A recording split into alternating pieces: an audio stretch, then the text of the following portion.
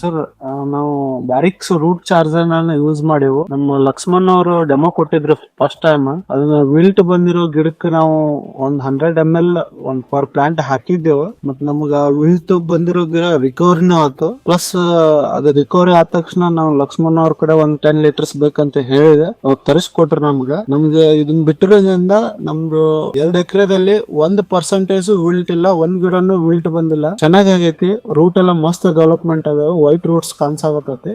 ನಮ್ಗೆ healthy crop ಐತಿ thanks to Barrix.